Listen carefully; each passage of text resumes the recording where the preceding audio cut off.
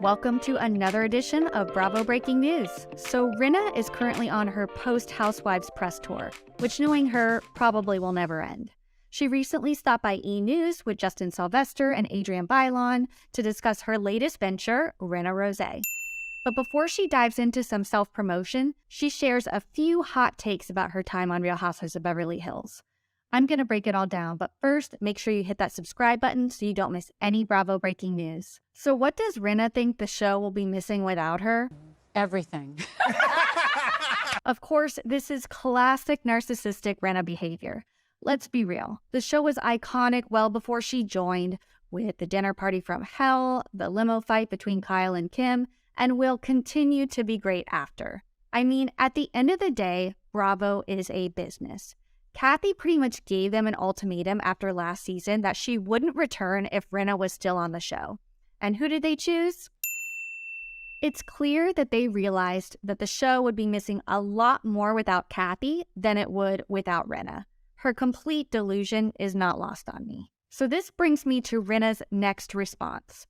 When asked what she thinks she brought to the show, she responds with, As an actor, now I didn't go on that show to be an actor, but I am professional to know that we have a job to do. Whoa, hold on right there, Rinna. This is a reality show, not a soap opera. She's basically coming out and saying that as an actor, this was just another part for her, making up storylines out of thin air and causing drama just for the hell of it.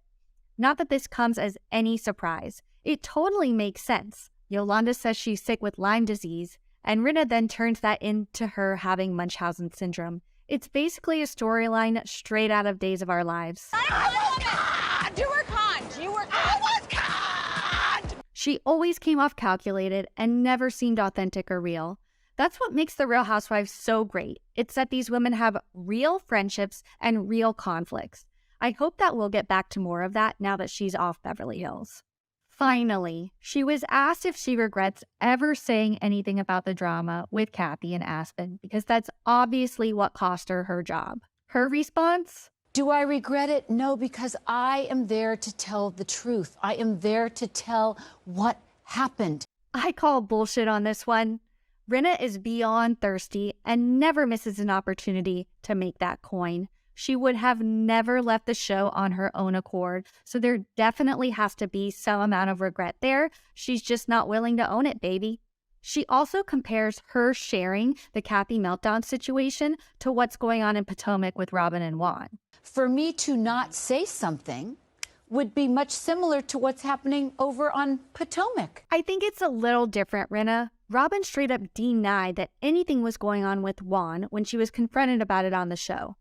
No one asked you what happened with Kathy. No one even knew about it. There was no footage of it. It was not on camera.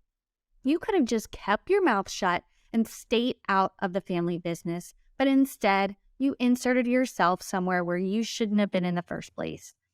Rinna wishes she was smart enough to hold on to this story and release it behind a paywall like Robin did on Patreon, because we know she's all about making that money. Which is kind of a scary thought. Rinna releasing a podcast? I wouldn't put it past her. So at the end of the day, Rinna said she was just telling her truth. I told my truth, and that is all I can do. Whether it's truth or just delusion, I'm glad that we won't have to endure another season of Rinna stirring the pot.